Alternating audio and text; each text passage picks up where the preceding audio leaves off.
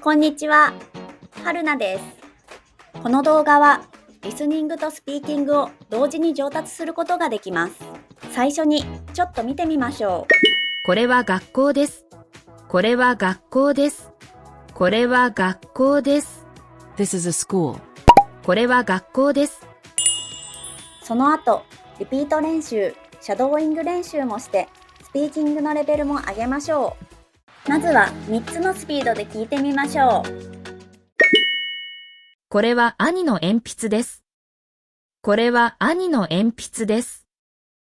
これは兄の鉛筆です。This is my older brother's pencil. これは兄の鉛筆です。この部屋は広いですか？この部屋は広いですか？この部屋は広いですか？ Is this room spacious? この部屋は広いですか？朝、テレビを見ながらパンを食べました。朝、テレビを見ながらパンを食べました。朝、テレビを見ながらパンを食べました。I ate bread while watching TV in the morning. 朝、テレビを見ながらパンを食べました。ソファーの後ろにカバンがあります。ソファーの後ろにカバンがあります。ソファーの後ろにカバンがあります。There is a bag behind the sofa. ソファーの後ろにカバンがあります。今日は暖かかったので散歩に出ました。今日は暖かかったので散歩に出ました。今日は暖かかったので散歩に出ました。It was warm today, so I went for a walk. 今日は暖かかったので散歩に出ました。この書類をもう少し見てください。この書類をもう少し見てください。この書類をもう少し見てください。Please look at this document a little more. この書類をもう少し見てください。妹は友達に手紙を書いています。妹は友達に手紙を書いています。妹は友達に手紙を書いています。My younger sister is writing a letter to her friend. 妹は友達に手紙を書いています。先生は来週の予定をご案内になりました。先生は来週の予定をご案内になりました。先生は来週の予定をご案内になりました。The teacher gave guidance about next week's schedule. 先生は来週の予定をご案内になりました。旅行で道に迷って遅れたことがあります。旅行で道に迷って遅れたことがあります。旅行で道に迷って遅れたことがあります。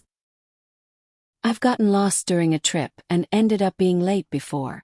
旅行で道に迷って遅れたことがあります。走って家に帰ったのですごく疲れてしまいました。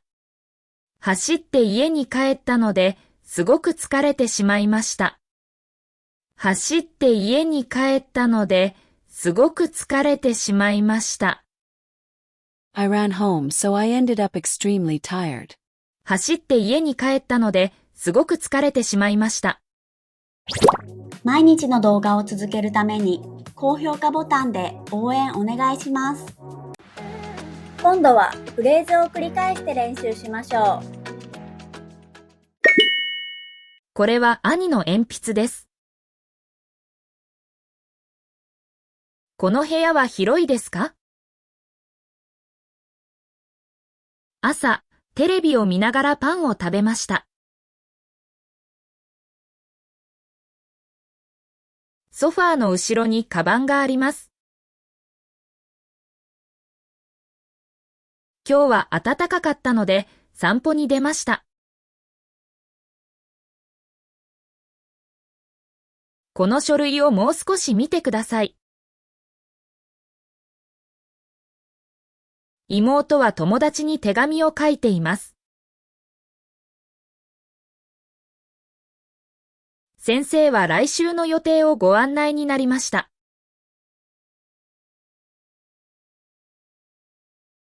旅行で道に迷って遅れたことがあります。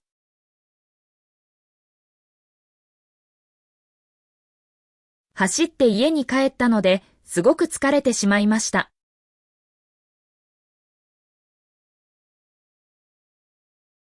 シャドーイングです。音声を聞きながら少し遅れて真似しましょう。これは兄の鉛筆です。これは兄の鉛筆です。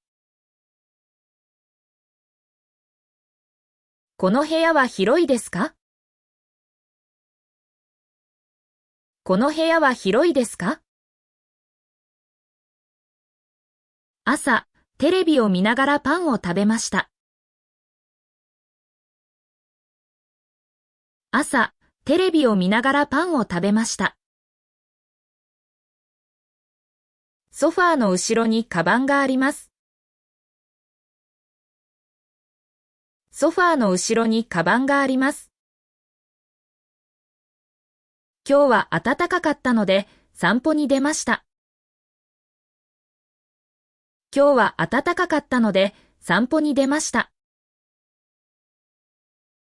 この書類をもう少し見てください。この書類をもう少し見てください。妹は友達に手紙を書いています。